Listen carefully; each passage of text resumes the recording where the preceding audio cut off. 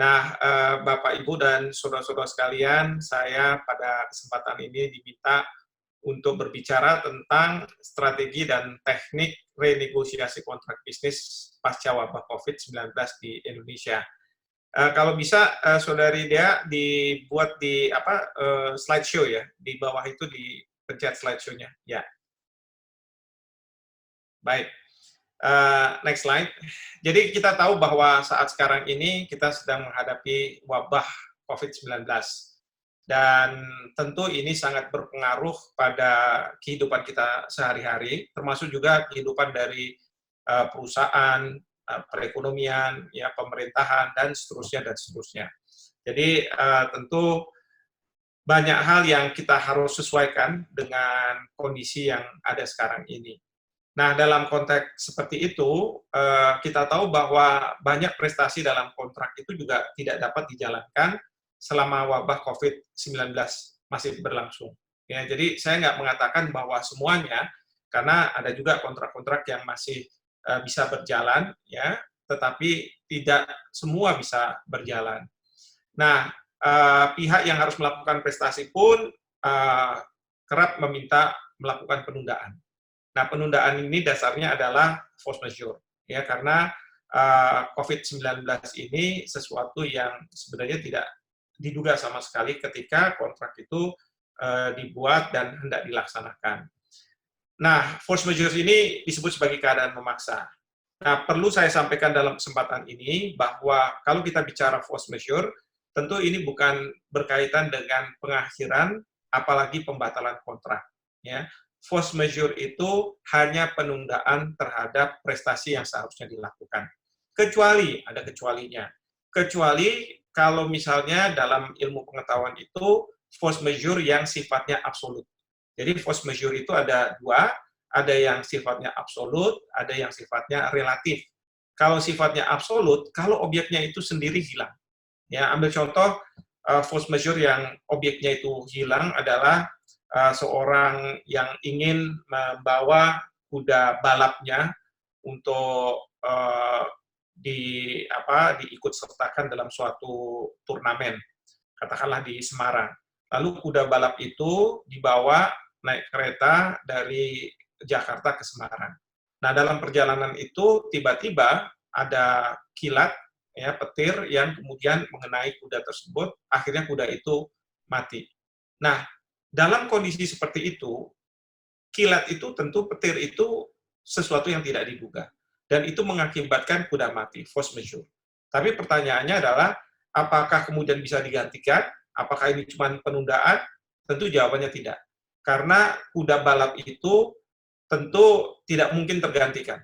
Ya, kalau misalnya kuda balap yang mana saja sih bisa tergantikan, tapi kuda balap yang spesifik dimiliki oleh katakanlah si pemilik ini tentu tidak mungkin tergantikan, ya, sehingga dalam hal seperti ini ya tidak mungkin lagi dijalankan, artinya bukan lagi penundaan.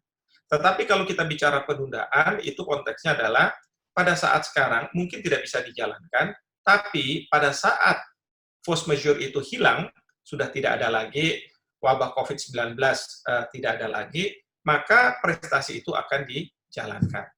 Nah, tentu pertanyaannya adalah kapan wabah COVID-19 ini akan hilang. Tentu kita tidak bisa menjawab secara pasti kapan, tetapi paling tidak kita harus merujuk pada apa yang dilakukan oleh pemerintah. Karena kalau sekarang ini dengan adanya PSBB tentu akan sulit kita melakukan banyak aktivitas, tetapi kalau misalnya wabah COVID-19 itu belum hilang karena belum ada vaksin yang ditemukan, tetapi pemerintah sudah melonggarkan PSBB, maka kemungkinan saja prestasi itu bisa dijalankan. Next slide. Nah, jadi slide berikutnya, Saudari Dea. Oke, sebentar, Prof. Ya, nah ini dia. Nah, tentu pada saat sekarang, bagi mereka-mereka yang tidak bisa menjalankan isi kontrak, mereka harus melihat kontraknya kembali. Bukan berkaitan dengan hak dan kewajiban, tetapi berkaitan dengan apakah di dalam kontrak itu ada pasal terkait dengan keadaan memaksa. Ada pasal tentang force majeure. Karena kalau memang ada, maka kita harus rujuk. Ya, ketika terjadi keadaan memaksa, apa yang harus dilakukan oleh para pihak? Ya, biasanya itu diatur di dalam pasal tersebut. Tetapi bagi mereka yang melihat kontraknya dan tidak menemukan pasal tentang keadaan memaksa atau force majeure, maka mau tidak mau ini akan menjadi perundingan bagi pihak yang katakanlah tidak bisa melakukan prestasi itu dengan pihak yang meminta prestasi itu untuk dijalankan. Jadi ini penting sekali. Nah, biasanya kalau ada ketentuan tentang force majeure itu, di situ disebutkan adalah apabila terjadi hal-hal seperti ini, misalnya gunung meletus dan lain sebagainya, itu dianggap sebagai force majeure. Nah, itu yang harus dilihat adalah apakah pandemi, menyebarnya wabah penyakit, itu termasuk juga di dalam force majeure yang diatur di dalam kontrak. Ya. Tapi sekali lagi, kalau misalnya tidak ada, bukan berarti terus kemudian kita tidak bisa mengklaim force majeure. Bisa, tetapi tentu kita di sini harus melakukan perundingan untuk apa yang harus kita lakukan dalam situasi seperti ini. Tapi kalau misalnya sudah ada di dalam klausula, maka biasanya dalam klausula itu akan ditentukan apa-apa saja yang harus dilakukan oleh para pihak. Lanjut, slide berikutnya.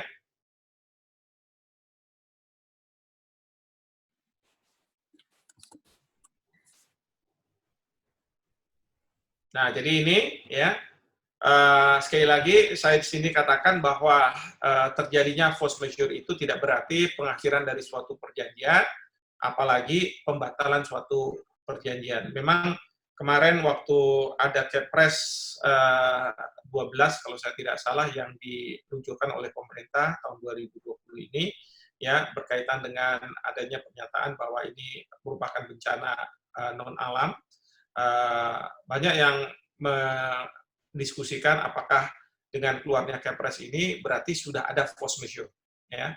Lalu Pak Prof. Mahfud sebagai Menko Polhukam mengatakan bahwa ini sama sekali tidak berkaitan dengan kontrak. Beliau mengatakan pada waktu itu ini tidak berkaitan dengan pembatalan perjanjian atau pengakhiran perjanjian. Nah, kalau menurut saya, memang kalau pembatalan perjanjian kan berbeda ya dengan pengakhiran. Kalau pembatalan itu perjanjian yang ada, lalu kemudian dibawa ke pengadilan untuk dianggap tidak pernah ada. Itu pembatalan. Dan biasanya pembatalan itu dilakukan karena syarat-syarat dari perjanjian, syarat-syarat sahnya perjanjian itu tidak terpenuhi. Nah, sementara kalau kita bicara pengakhiran, perjanjiannya ada, tapi kemudian diakhiri. Tapi yang terjadi sekarang bukan pengakhiran, bukan juga pembatalan, tetapi yang terjadi sekarang adalah penundaan pelaksanaan kewajiban. Ya. Dan pengecualiannya, tadi sudah saya sampaikan, kalau force majeure itu yang sifatnya absolut. Lanjut. Nah, Bapak, Ibu, dan saudara-saudara sekalian, poin berikutnya tentu ketika terjadi force majeure seperti ini, lalu apa yang harus kita lakukan? Yang pasti adalah para pihak yang berkontrak harus bertemu. Ya, bertemu, ada yang kalau misalnya di dalam kontraknya itu ada ketentuan tentang force majeure, termasuk pandemi wabah penyakit, maka ikuti aturan itu. Tapi kalau tidak ada, nah tetap kita harus bertemu lalu melakukan perundingan.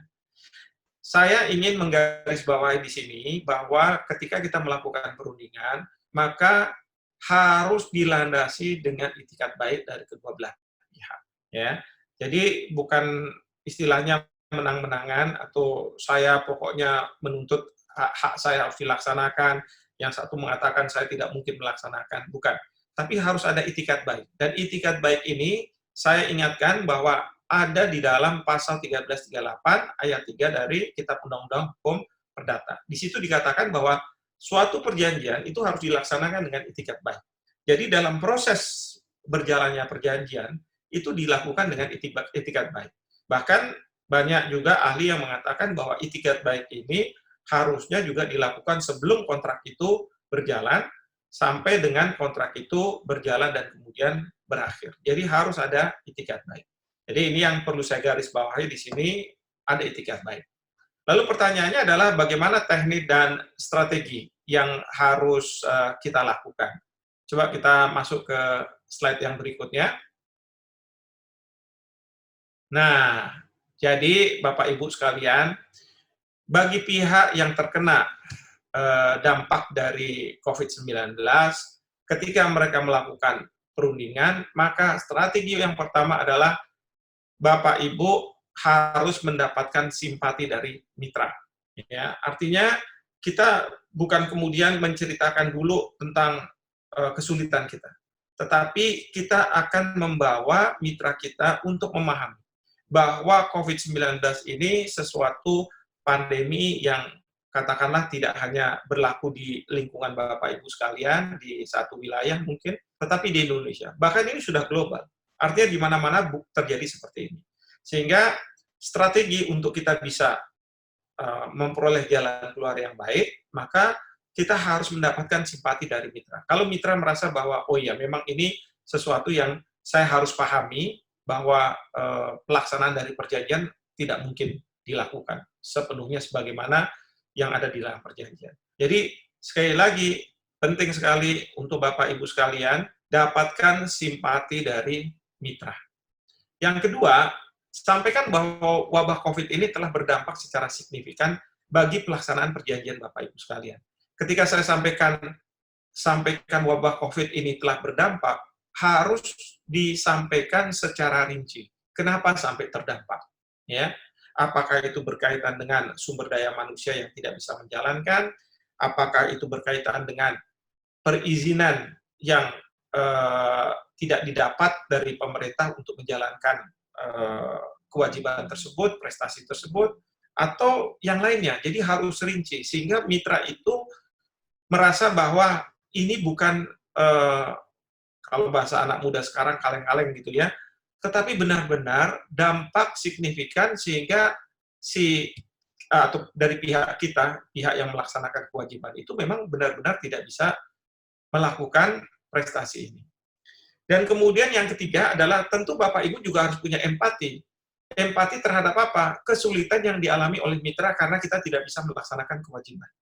Ya, biasanya dalam suatu perjanjian itu bisa saja kita punya perjanjian dengan pihak ketiga dan pihak ketiga ini juga punya perjanjian dengan pihak lainnya. Nah, dalam konteks seperti itu, kalau misalnya kita tidak bisa menjalankan tindakan kita, tentu dia, mitra kita ini akan punya masalah dengan pihak yang lain lagi. Nah, jadi kita juga harus bisa mendengar apa yang menjadi kesulitan dari mitra kita. Itu yang kita harus dengar dulu. Jadi kita nggak buru-buru minta dilakukan force majeure, terus kemudian kita tidak melakukan apa-apa. Tidak. Jadi harus kita dengar semuanya. Nah, baru setelah itu kita mencoba untuk bersama-sama mencari alternatif jalan keluar, opsi-opsi yang ada. Tentu opsi-opsi ini yang sama-sama menguntungkan para pihak. Ya, opsi-opsi ini harus dieksplor. Ya, jadi harus dilihat satu persatu kemungkinan-kemungkinannya. Tentu dalam konteks seperti sekarang ini, karena kita tidak, saya tidak punya misalnya kasus khusus gitu ya, sehingga saya tidak bisa menunjukkan pada Bapak Ibu sekalian opsi-opsi yang seperti apa yang seharusnya dilakukan oleh para pihak. Tapi kalau menurut saya harus jangan satu opsi, ada beberapa opsi, alternatif-alternatif jalan keluar. Misalnya saja, kalau misalnya dalam kondisi seperti sekarang, pemerintah sudah menetapkan melakukan PSBB. Nah, pertanyaannya adalah PSBB ini setelah sekarang ini apakah kemungkinan diperpanjang atau tidak? Kalau misalnya sudah ketahuan atau sudah kita tahu bahwa pemerintah menetapkan sampai katakanlah tanggal 22 Mei, ya kita mungkin mengatakan bahwa setelah tanggal 22 Mei kita akan bisa lakukan prestasi itu. Ya, tetapi juga kadangkala untuk memulai juga perlu butuh waktu. Jadi nggak tiba-tiba begitu saja, ya. Jadi itu juga nanti juga harus disampaikan. Belum lagi kalau misalnya ternyata bisa dilakukan sepanjang kita harus mendapatkan perizinan dari pemerintah. Jadi sekarang masalahnya apakah mitra kita bisa membuat surat untuk kira-kira mendapatkan kemudahan-kemudahan dari pemerintah untuk menjalankan prestasi itu. Itu juga opsi. Jadi opsi-opsi itu harus dieksplor, lalu kemudian secara rinci dibahas oleh para pihak. Yang berikutnya adalah hindari ego ingin menang sendiri. Ya, ini juga apa namanya, karena kita sudah dilandasi oleh itikat baik, jadi jangan kemudian muncul kata-kata pokoknya. Kalau udah pokoknya itu biasanya udah ada ego. Saya nggak mau tahu gitu ya. Nah, jadi ini yang harus kita hindari. Hindari ingin menang atau untung sendiri. Oke, slide berikutnya mungkin.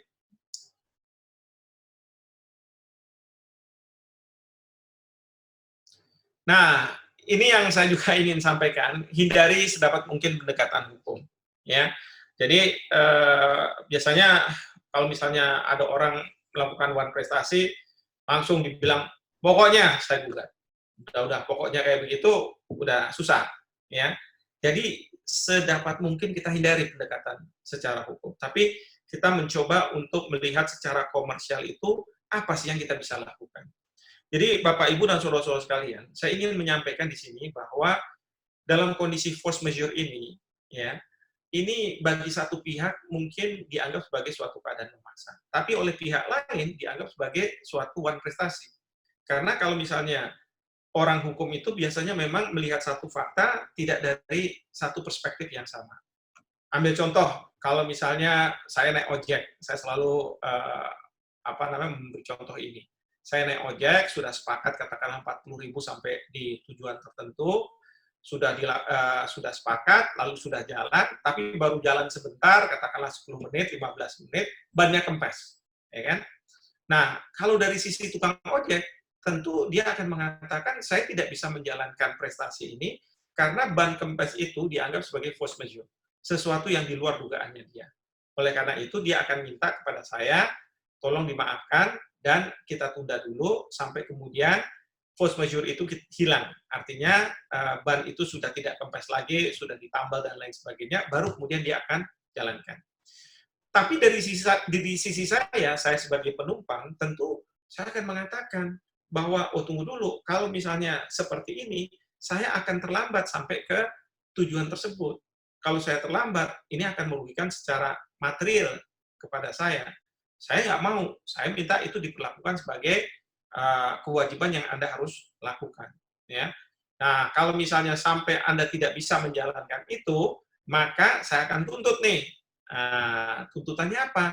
One prestasi.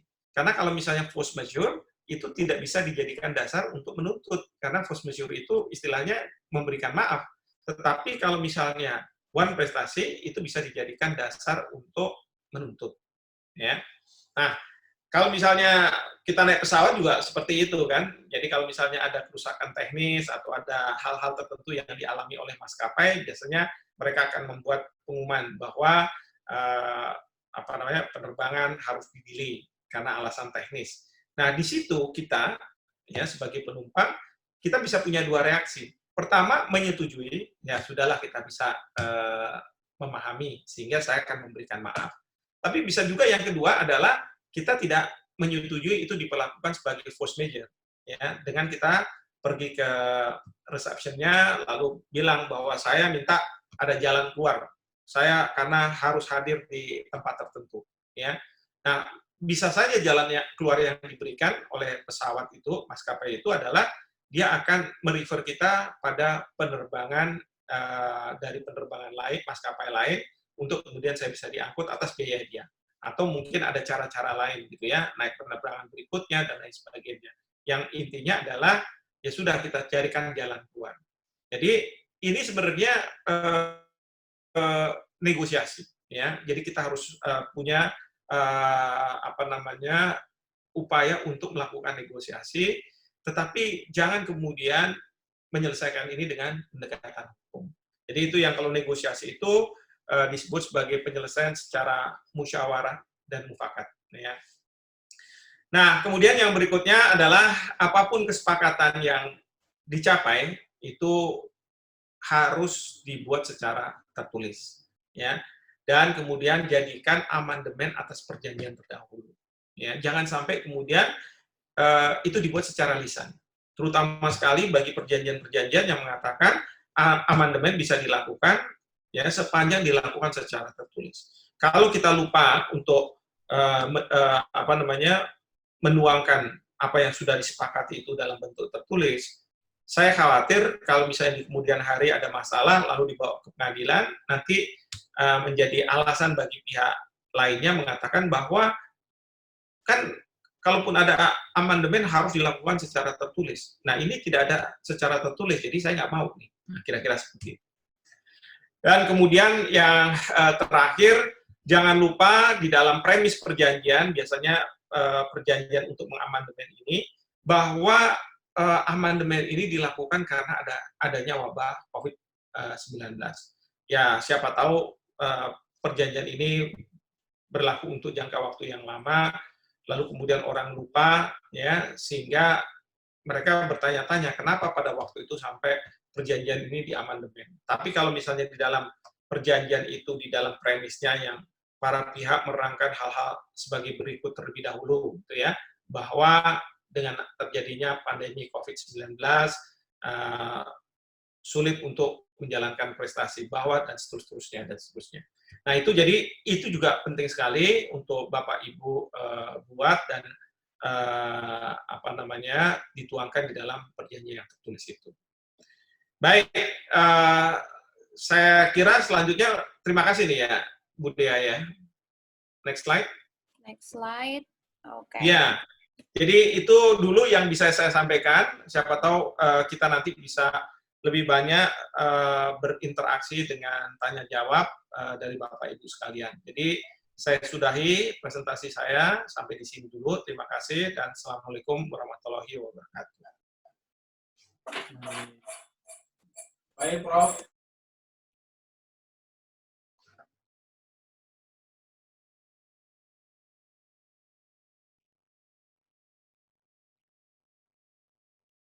Baik, Prof. Terima kasih banyak atas pemaparannya. Sebentar saya alihkan ke Pak Andrian dulu. Baik, terima kasih, Prof.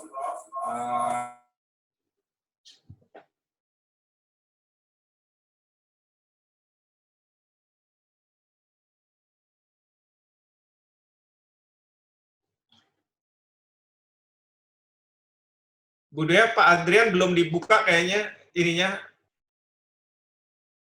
Nggak kedengaran suaranya.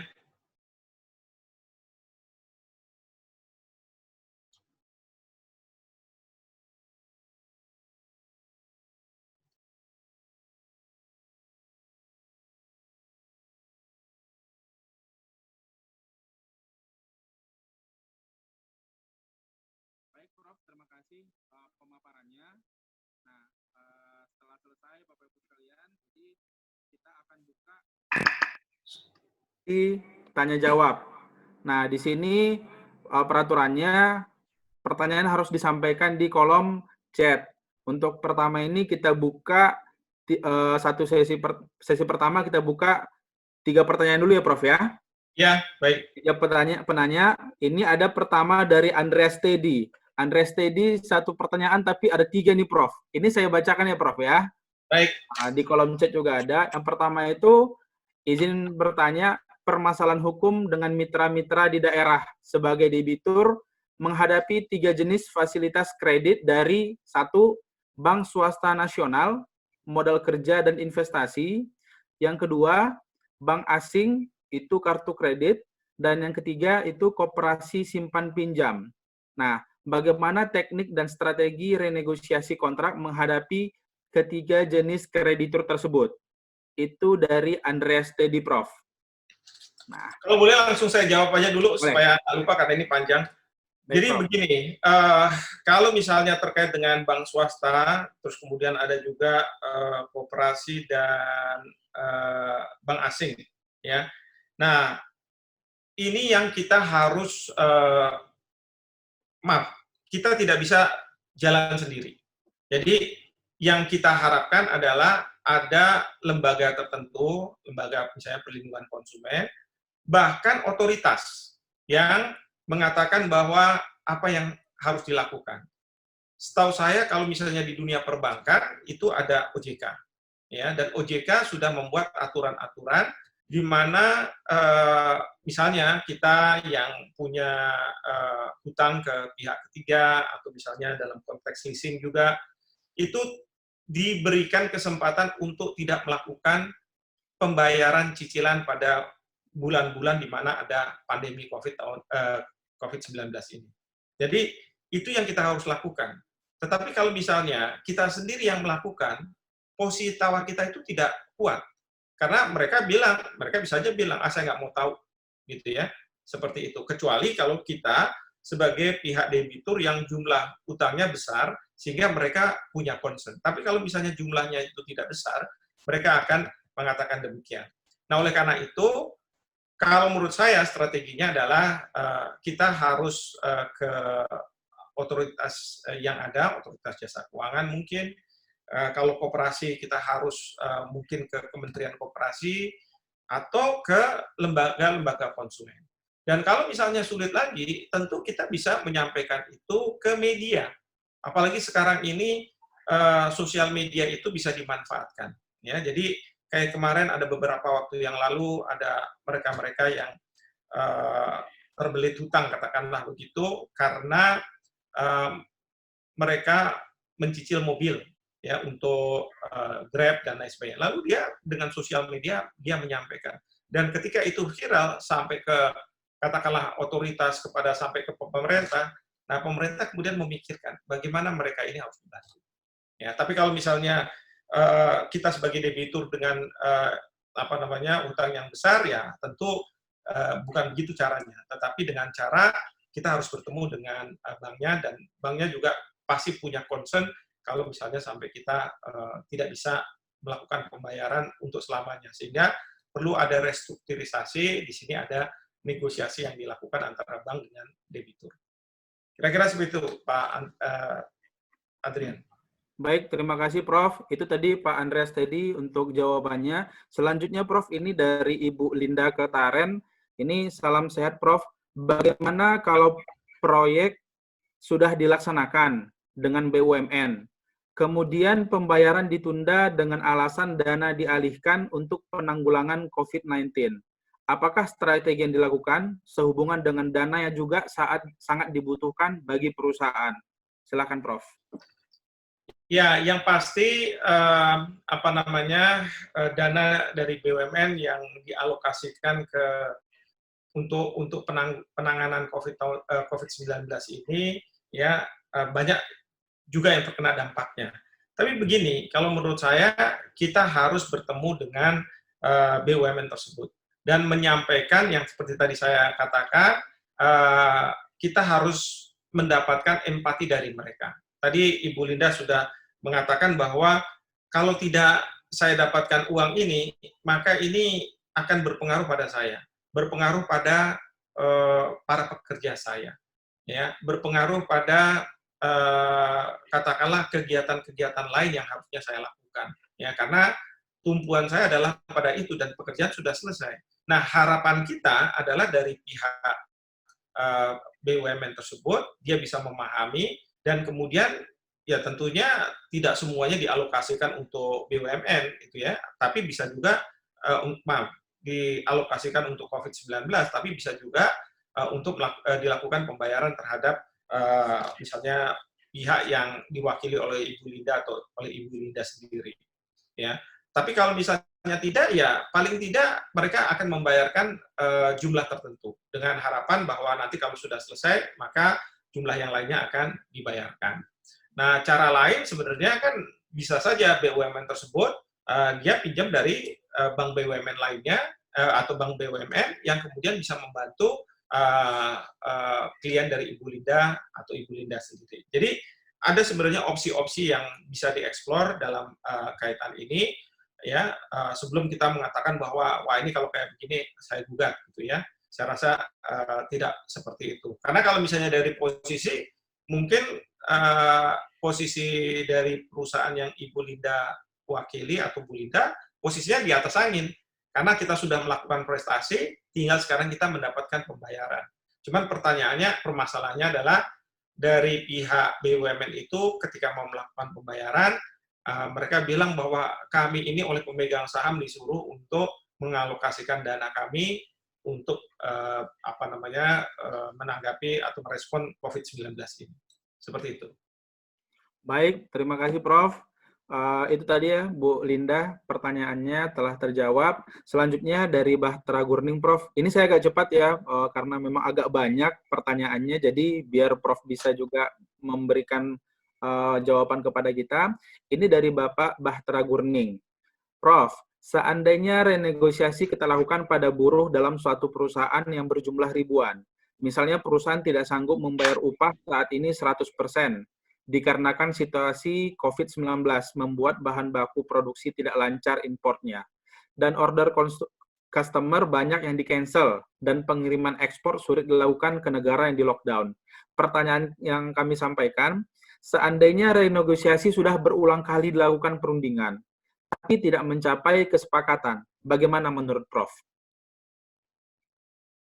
Ya, memang itu yang sering kali terjadi, dan biasanya perusahaan-perusahaan akan mengatakan kepada karyawannya untuk mereka itu unpaid leave, gitu ya. Mereka tidak di PHK, tetapi mereka diminta untuk tidak bekerja, tapi tidak dibayar juga oleh perusahaan.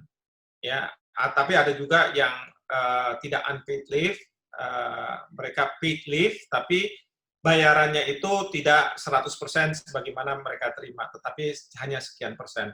Tapi kalau misalnya upaya-upaya itu sudah tidak juga bisa dilakukan, maka menurut saya perusahaan dan karyawan ini harus pergi ke naker. Mereka harus berkonsultasi dengan Kementerian Tenaga Kerja. Bagaimana solusi yang terbaik? Karena begini, kalau misalnya dua pihak itu sudah sampai pada titik deadlock, katakanlah, mungkin perlu diupayakan pihak ketiga. Dan pihak ketiga ini yang kita sebut sebagai mediator atau konsiliator yang yang kita tunjuk. Nah, memang mediator atau konsiliator ini bisa saja dari pihak swasta yang para pihak sepakat gitu ya. Tapi setahu saya dari Kementerian Tenaga Kerja, dia menyediakan diri untuk menjadi mediator atau konsiliator. Dan karena ini pemerintah, ya tentu mungkin juga pemerintah dari sisi pemerintah akan menyampaikan isu-isu yang berkaitan dengan permasalahan yang dihadapi. Karena permasalahan ini bukan permasalahan antara karyawan dengan perusahaan saja, tetapi juga dihadapi oleh kita semua, termasuk juga pemerintah. Jadi usulan saya, Pak, mungkin bisa mencari mediator atau konsiliator ini, dan kalau misalnya bisa, ya dari Kementerian Tenaga Kerja. Baik, itu tadi ya Pak Bahtera untuk pertanyaannya. Selanjutnya ini Prof dari Pak Dani menanyakan, apakah dasar hukum bahwa pandemi COVID-19 ini menjadi keadaan kahar? Apakah harus dikeluarkan aturan khusus oleh pemerintah untuk menjadi bahwa ini keadaan kahar atau bagaimana, Prof? Baik, jadi kalau misalnya dasar hukum itu tidak ada dalam peraturan undang-undangan. Ya, kalau di dalam KUH Perdata di pasal 1244, pasal 1245, dia hanya mengatakan bahwa ada suatu perbuatan di mana pihak yang harusnya menjalankan kewajiban itu tidak bisa menjalankan kewajiban, ya, tapi bukan karena kelalaian dari dia, tetapi ada sesuatu yang tidak diduga. Tetapi apa yang tidak diduga itu tidak diatur.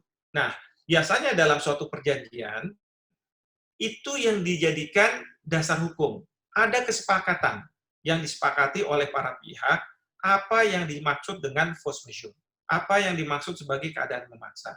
Nah, cuman permasalahannya, apakah perjanjian itu atau kesepakatan itu selalu harus dibuat sebelum keadaan memaksa itu terjadi, atau bisa juga setelah, jadi post factum, setelah terjadinya sesuatu. Nah, sebenarnya dua-duanya bisa. Intinya adalah harus ada kesepakatan. Kalau memang bisa disepakati, berarti itulah yang menjadi dasar hukum untuk mengatakan bahwa ini merupakan force majeure. Jadi tidak berdasarkan peraturan perundang-undangan yang dikeluarkan oleh pemerintah. Seperti kemarin ada Kepres 12 tahun 2020, itu tidak bisa dijadikan dasar. Ya, memang pada waktu krisis moneter tahun 1998, banyak yang mengatakan pemerintah lah yang mengatakan force majeure. Sebenarnya begini, waktu itu banyak pelaku usaha yang menganggap bahwa kalau pemerintah, karena ada kewajiban hutang yang harus dibayarkan, lalu dia mengatakan force majeure, ya, maka para pelaku usaha, debitur-debitur di Indonesia, juga akan mengikuti apa yang dilakukan oleh pemerintah. Ya.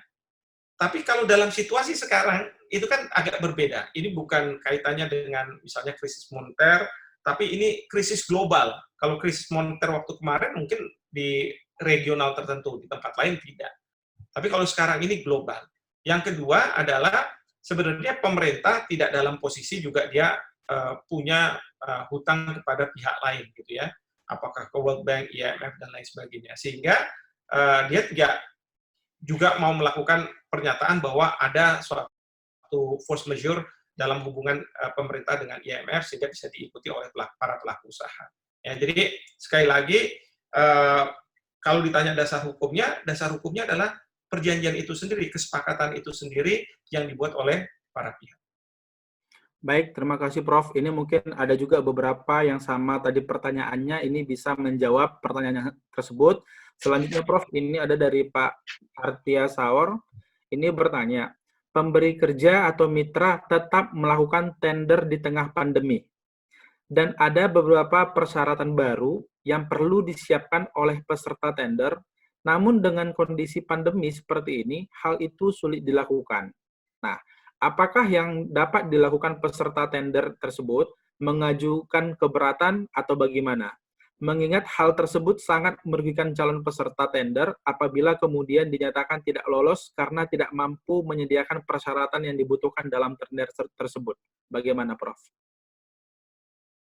Ya, kalau misalnya ini terkait dengan tender dan kemudian ada persyaratan yang ditetapkan, ya. Nah, begini, mungkin kalau dari sisi kita tidak bisa memenuhi persyaratan itu, apakah kita bisa mengatakan bahwa ini nggak fair? Nggak bisa juga seperti itu. Kita harus menunggu nih, kalau misalnya ada persyaratan yang ditentukan, persyaratan baru. Pertanyaannya adalah, apakah ada pelaku usaha yang tetap ikut dalam tender karena dia memenuhi persyaratan-persyaratan tersebut.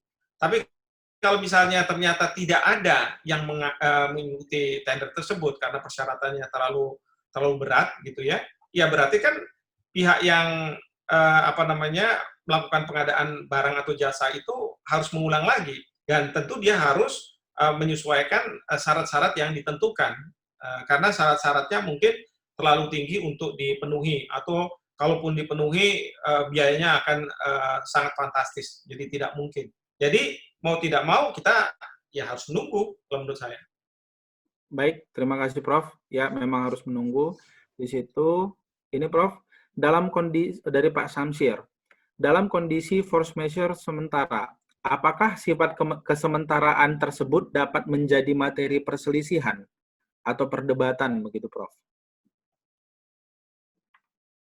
Ya, kalau misalnya ditanya apakah dapat, ya punya potensi, jawaban saya ya pasti bisa, ya.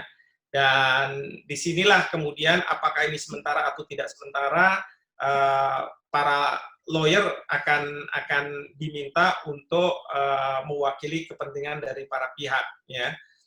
Prinsipnya, mohon maaf nih kalau saya di sini kan pasti banyak lawyer yang ada di sini. Kalau lawyer itu pasti kepentingan dari kliennya. Sering disebut di luar itu sebagai maju tak gentar membela yang bayar, gitu kan. Nah, jadi kalau misalnya sesuatu ini sementara, yang satu mengatakan seperti itu, sehingga kita tetap nih dapat penundaan. Tapi ada yang mengatakan enggak, ini bukan sementara, ya, ini untuk seterusnya. Ini akan terjadi perdebatan seperti itu. Dan tentu ini akan diselesaikan lewat pengadilan. Kalau misalnya para pihak memang tidak bisa menyelesaikan secara musyawarah mufakat, ya, lewat pengadilan atau lewat arbitrase, nanti harus dilihat di dalam kontraknya di lembaga penyelesaian sengketa mana yang punya kewenangan untuk menyelesaikan masalah ini. Dan apapun putusan, ya itu yang kita anggap sebagai putusan untuk menyelesaikan permasalahan itu. Baik, terima kasih Prof. Ini selanjutnya Prof dari Pak Doni. Izin bertanya, bagaimana status force majeure terhadap kredit yang diikat dengan jaminan gadai, Prof? Karena gadai itu kan based on jaminan, sedangkan jaminannya tidak terpengaruh dengan COVID-19? Ya, jadi pertama adalah seharusnya kalau misalnya ada force majeure dan itu disepakati oleh para pihak, itu kan bukan one prestasi. Jaminan gadai ini baru jalan, baru kemudian bisa dieksekusi kalau ada one prestasi. Tapi kalau kita sudah sepakati bahwa ini merupakan force majeure, maka harusnya jaminan gadai ini nggak bisa dijalankan, masih tunggu dulu, jangan diapa-apakan dulu, ya, karena ini kan penundaan pelaksanaan prestasi. Jadi penundaannya itu tentu bukan berarti bahwa tidak bisa menjalankan prestasi. Prestasi akan dijalankan, tetapi ditunda. Sekali lagi, maka tadi saya di depan katakan bahwa kalau kita bicara force majeure, itu bukan cerita tentang one prestasi, bukan cerita tentang pengakhiran dari perjanjian, apalagi tentang pembatalan perjanjian. Kita bicara soal penundaan untuk waktu tertentu. Tapi tadi catatan saya adalah, kecuali force majeure yang absolut, yang barangnya hilang dan sudah tidak mungkin lagi dijalankan, ya itu bukan lagi penundaan kalau seperti itu. Demikian. Baik, terima kasih Prof. Selanjutnya ini ada cukup menarik nih Prof. Ini mungkin Bapak Ibu dan rekan-rekan semuanya, saya tidak akan baca semua, kalau ada yang agak nyambung mungkin bisa sudah terjawab oleh Prof. Tapi ada beberapa pertanyaan mungkin yang bisa saya bacakan. Yang lain, ini Prof, dari Pak Toar. Saya baru take over suatu kontrak bisnis klien saya dengan salah satu provider telekomunikasi perihal penyewaan lahan-lahan untuk digunakan membangun tower komunikasi yang akan berakhir bulan Agustus 2020. Setelah 2 kali renegosiasi yang tidak berhasil, berujung pada kesepakatan antara para pihak untuk tidak memperpanjang kontrak tower dan tower tersebut akan dibongkar. Dalam kontrak tersebut tidak dinyatakan perihal klausul force majeure. Yang ingin ditanyakan, apabila ketika kontrak berakhir dan para pihak telekomunikasi belum juga membongkar tower, apakah hal tersebut bisa termasuk unsur PMH untuk diajukan gugatan perdata? Bagaimana, Prof? Baik, pertama kalau misalnya gugatan perdata PMH, itu kita harus pahami bahwa PMH itu tidak didasarkan pada suatu perjanjian. Ya. PMH itu tanpa ada perjanjian. Beda dengan one prestasi. Kalau one prestasi dasarnya adalah adanya perjanjian.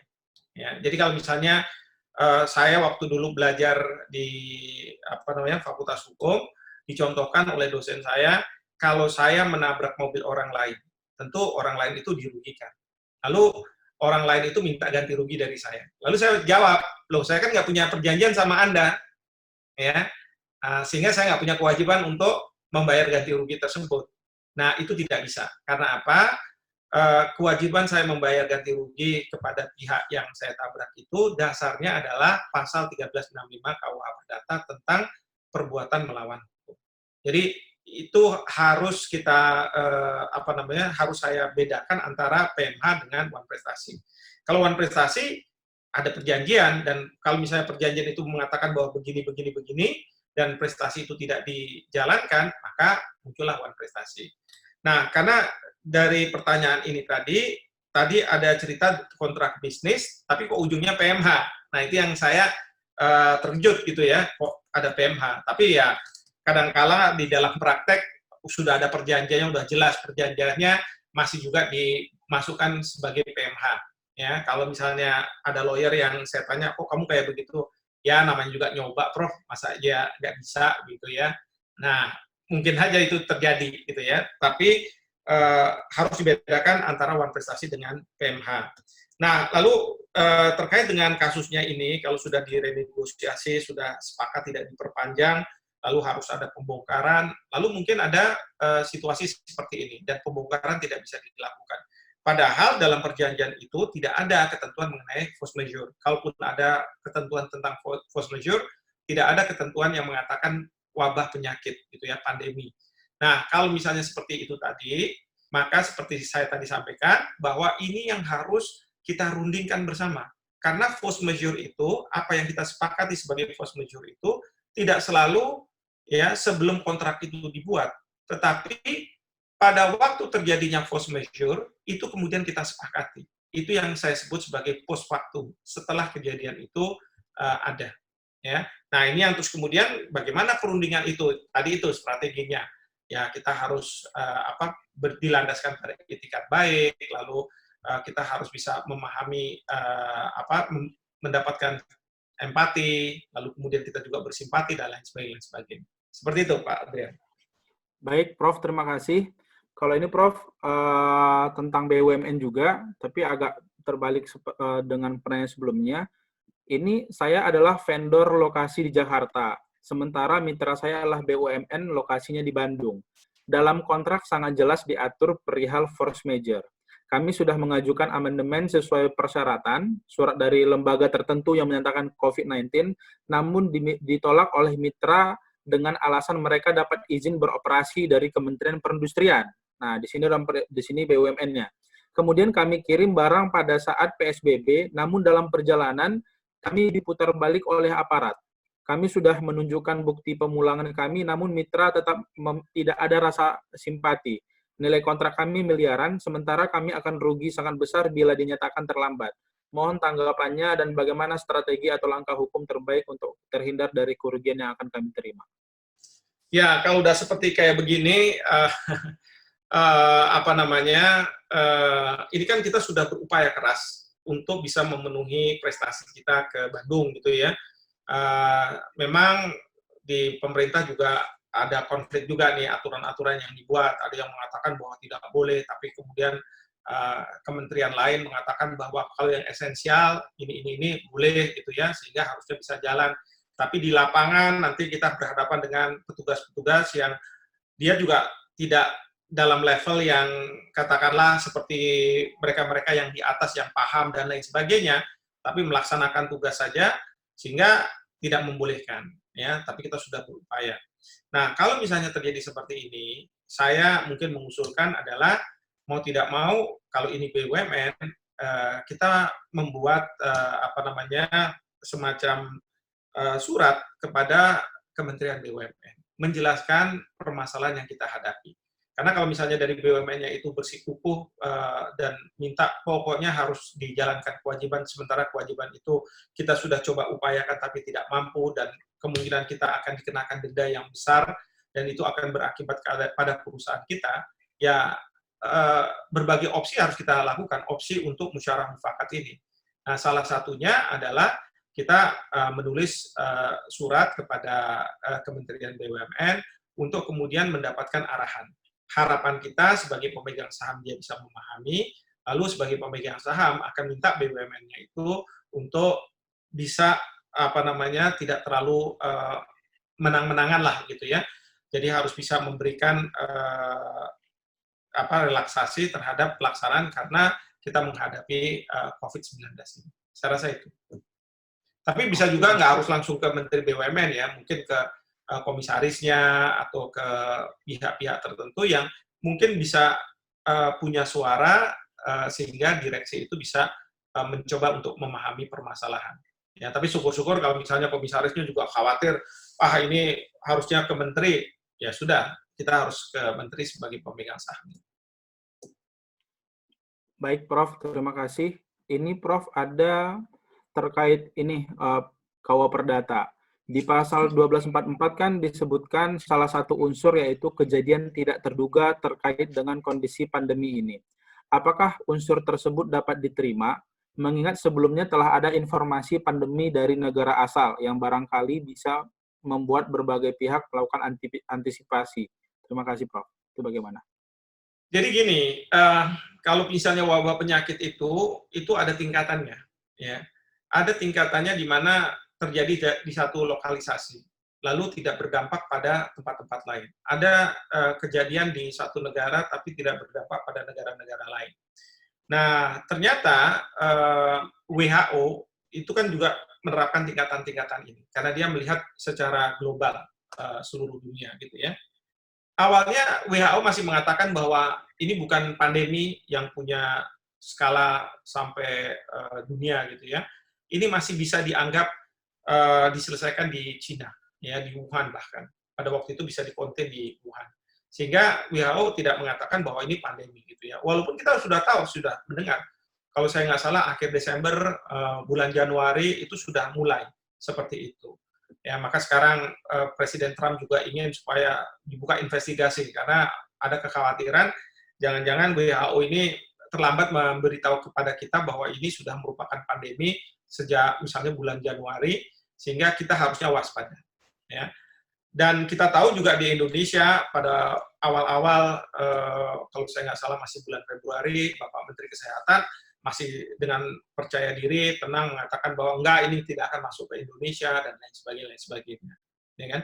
Tapi kemudian belakangan sekarang merasakan bahwa ternyata ini sesuatu penyakit yang semua pihak seluruh dunia harus melakukan PSBB ini atau bahkan lockdown gitu ya. Nah, jadi kalau menurut saya walaupun kita sudah mendengar, tapi belum tentu itu juga terpengaruh pada kita. Bahkan kalau misalnya force major ini, bisa saja pandemi ini terjadi, tapi kita masih bisa menjalankan kegiatan-kegiatan kita, nggak ada masalah. Jadi saya mau mengatakan bahwa kalau kita bicara force major, maka harus kita lihat kasus per kasus. Tidak bisa kita melakukan generalisasi.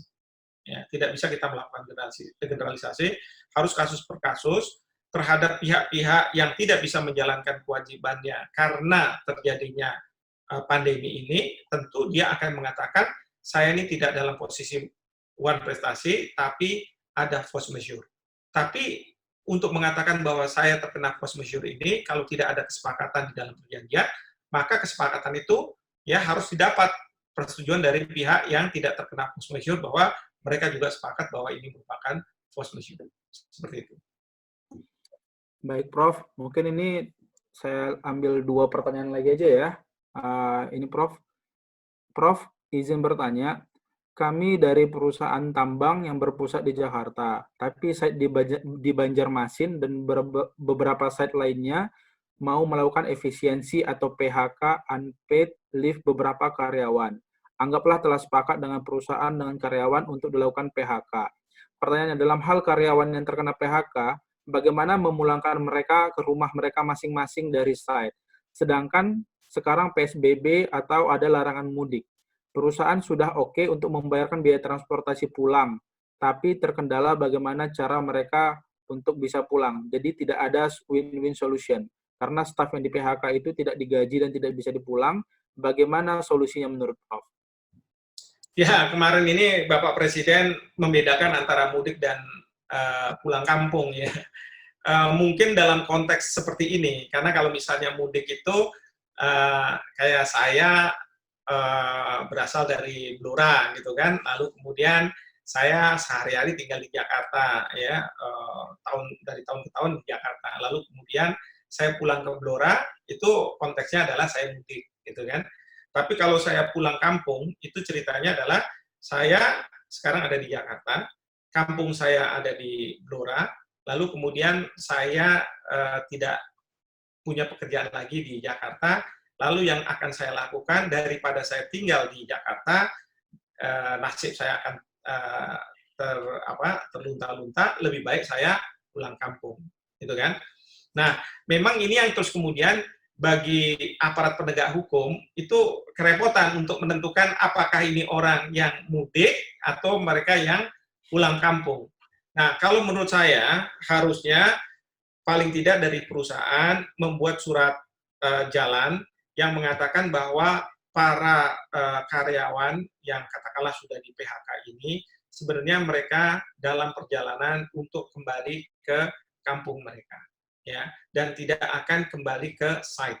Ya, jadi ada surat seperti itu dan kemudian perusahaan mencoba untuk mendapatkan endorsement gitu ya dari polisi setempat mengatakan seperti itu, dan itu yang dibawa oleh para karyawan untuk pulang, sehingga kalau ada checkpoint tertentu, dia bisa menunjukkan, saya ini pulang kampung.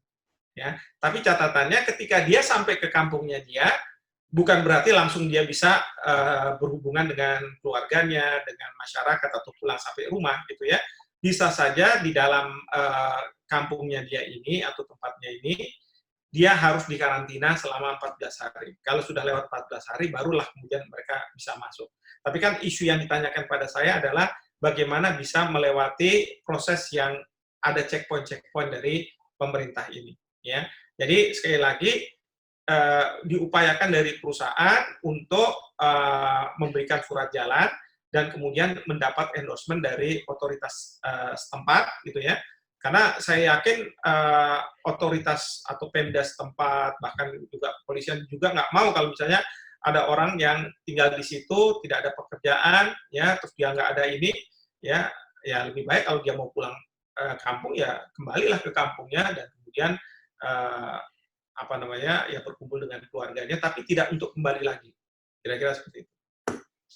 Baik, Prof. Selanjutnya ini Prof ada kami telah menjadi investor di sebuah tempat kopi.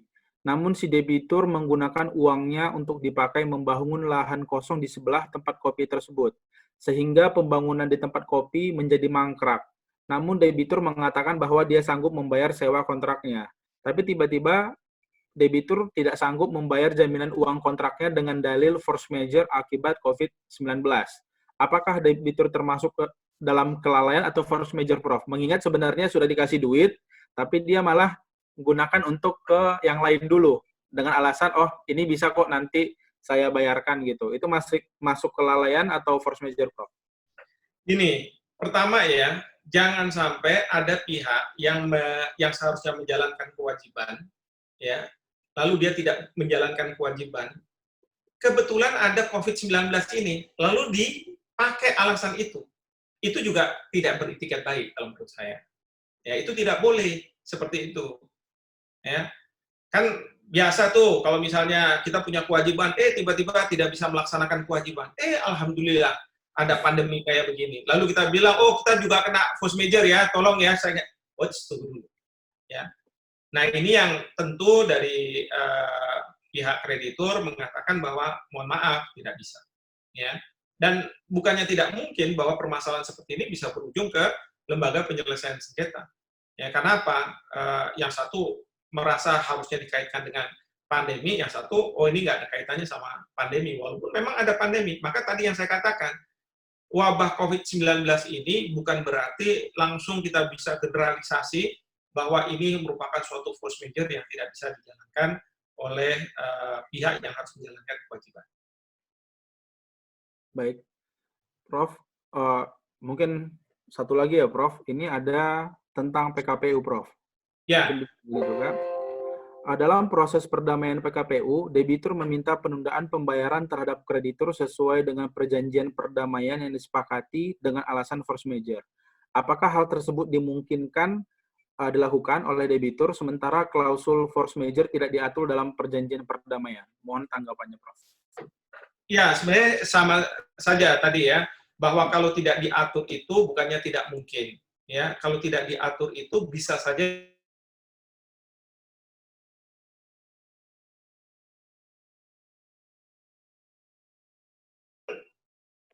berkaitan erat dengan adanya wabah COVID-19 ini. Ya.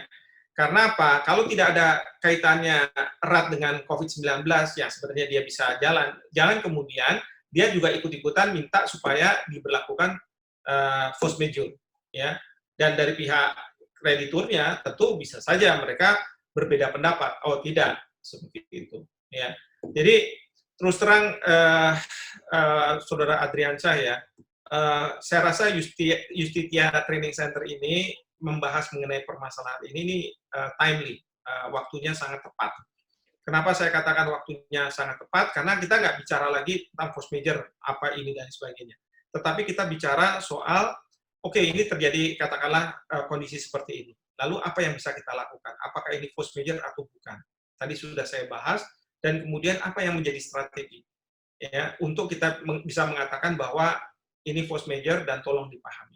Ya.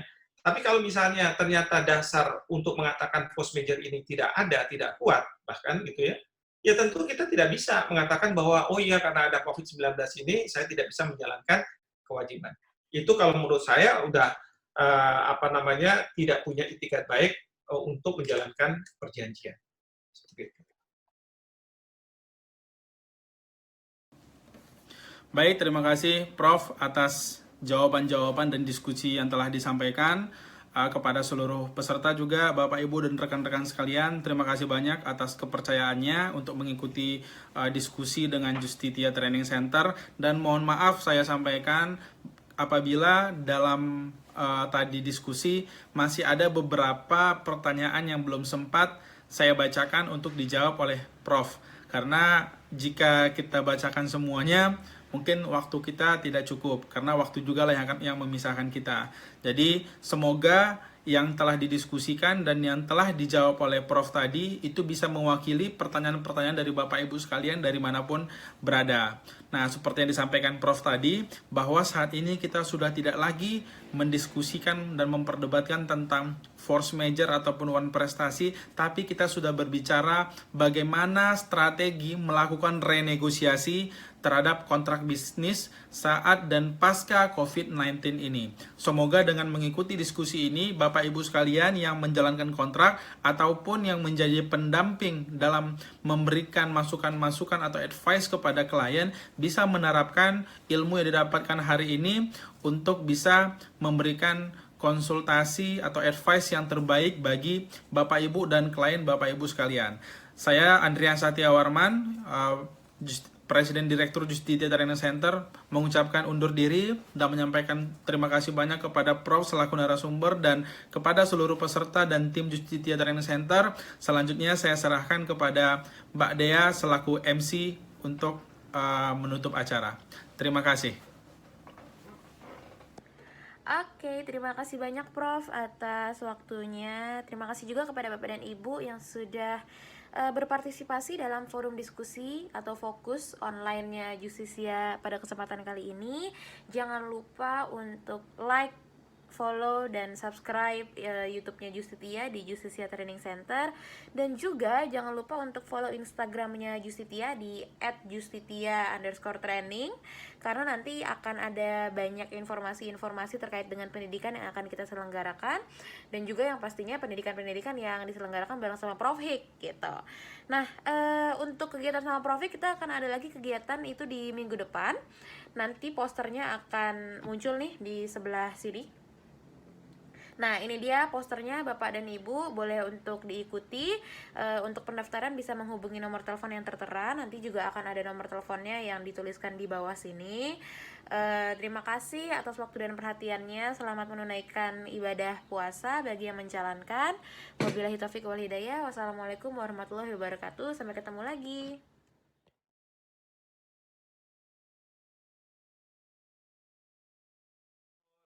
Yang sudah ikut di dalam seminar lewat Zoom ini, mudah-mudahan bisa bermanfaat, dan saya lihat dari chat juga banyak juga teman-teman saya yang ada di sini di luar, ya udah lama kita tidak bertemu. Mudah-mudahan semua sehat dan tentu kita menjaga kesehatan kita. Dan mohon maaf kalau waktu agak singkat karena bulan puasa nih. Sebenarnya udah haus karena ngomong terus, tapi karena puasa tentu tidak bisa saya lakukan itu. Terima kasih sekali Adrian Syah, Justisia Training Center. Ya, terima kasih. Assalamualaikum.